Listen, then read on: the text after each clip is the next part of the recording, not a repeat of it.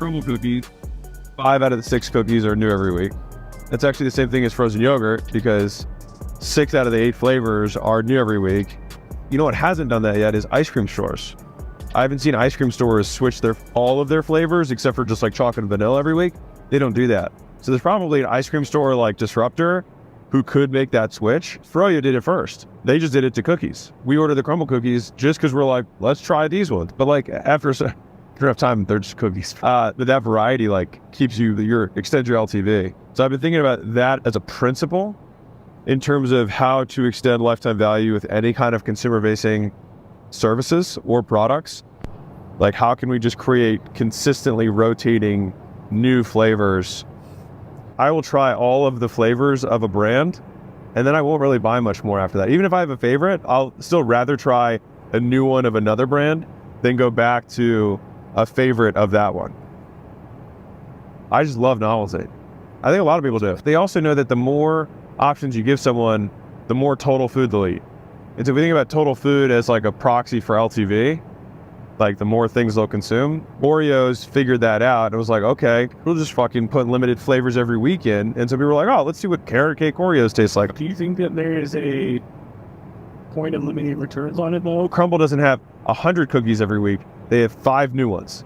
And you can get them all in one box. So it's one purchase and you get 5 new ones. So it's really one buy, but you get lots of variety with one purchase. Also, those are all of the ones that we're talking about are snacks and desserts. So people may like consistency with like breakfast. They're like, this is the breakfast I like to eat every day, and they'd use the same flavor. But when it comes to like snacks and desserts, things that are like not every day or like they're not fundamentals, then maybe that's where, like maybe you wear the same underwear brand. You're not like trying to rotate your underwears, but if someone drops a hoodie or drops a belt buckle or like an accessory, it's the impulse disposable income purchases more than like the foundational purchases. It's the limited hoodie drop for consumables. Does it introduce complexity though? Yes, that's why people don't want to do it, because it's harder. I think what Crumbl has done is that they have like 10 variables. At the end of the day, it's butter, sugar, flour, vanilla, chocolate, caramel, whatever. I think it would totally work for a brewery. I'll bet you if you had 2 main beers that are like the house brew, like exactly, a Pilsner, an IPA, fucking Hefeweizen, whatever, like the main core, and then everything else rotated every week. I think it depends on the intention. Just like some people go into a restaurant because they want consistency, like they want to be able to know, even if it's not the best chicken, they just want to know what kind of chicken it is. Versus some people, so we go out to eat, we're like, let's try something new. So it's like you're trying to cater to both crowds. So you have the limited staples, and then the remainder of the menu rotates. Frozen yogurt, you just put droplets into the vanilla and it becomes cinnamon. We talk about the brewery thing. I think it would totally work for breweries. I'll bet you'd be interesting if the brewery, instead of having like 100 beers, had 6, and every week they were new. Because then you're like, I kind of want to try all of them. And how many guys would have 6 beers to try all? Right. If there were 20, then you might have 3. Because you're like, fuck, I'll just pick the few that I think I'll like. As far as the consumer's concerned, the consumer won't care about the operational complexity, you just care about buying it. So I think it's whatever the consumption cycle is of the person. So if you go to get beers every week, like the rotation cycle, I think should be every week. I think you can also think about the business model from the front end that way, because like Built Bars have murdered it because the way that they're vertically integrated, so they own their own manufacturing plants. Oh, wow. They own everything. Every bar is manufactured the same way, and they just change the filling. With just, again, it's froyo. They thought ahead of time that they wanted, and every week they drop a new flavor. And even on the site, as far as the last time I checked, they have a couple of mainstays, and then the rest of all of the flavors still rotate. Sometimes you'll get the staple and one of the limited editions, and if they only had staples, you don't buy as much. Thinking about how you can add variety, I think this would actually be a pretty interesting YouTube long, which is like how to add variety to a business to drive more sales. And then there's fucking 9 examples of businesses that disrupted by thinking ahead of time with their operational efficiency for how can I deliver on variety, but not endless variety, constrain the variety on the consumption cycle of the consumer. consumables, you consume them. And so like then you go into another buying cycle. You're not getting a variety of a marketing agency, right? The consumable of that would be the creative that's being pumped out.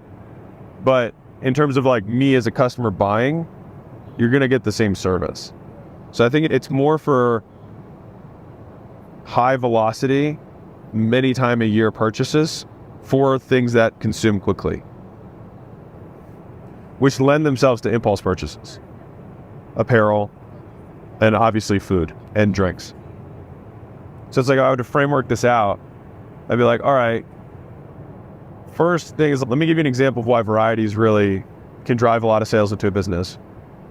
Then, are you the type of business that can add it in? In order to do that, you need a short consumption cycle. You need to have the operational efficiency to do. If you have those two things, then it's okay, now how do you execute it?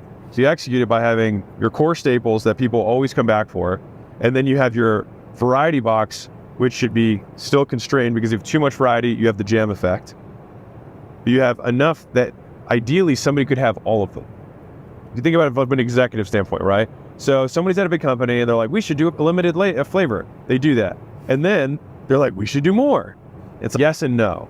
It's like, you need to do a limited enough sample that people will be able to buy all of them and still keep their staple, but not so many that it becomes overwhelming. And as soon as you miss out enough of the limited drops, they're not cool anymore. If every week Jenny's dropped 9 new ice creams, I just couldn't keep up. I want to have enough that I can keep up with the variety, but someone should do that to ice cream. Right now, there's no ice cream chain that is modeling the variety that Crumbl and Yogurtland have figured out. People tend to be pretty particular about how they have their pizza. If you had cheese and pepperoni, if you just had 4 very out there flavors, chili cheese dog, pizza, and then like nachos, pizza, and then burrito, pizza, whatever, I'm just thinking of, and like a dessert pizza, fucking pancake pizza.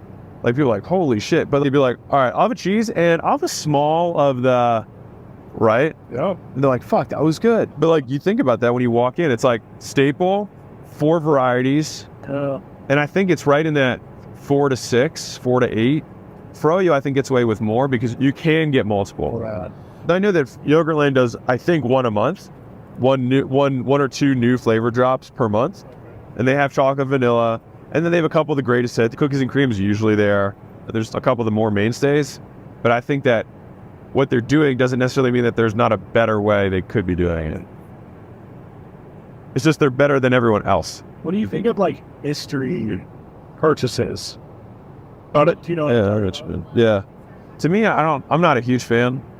I've never bought mystery. I'm not a huge fan because what it means is you have to confer value on the concept of a surprise rather than what the value of the thing is. So people buy based on the value of a surprise because surprises mean different things to everyone.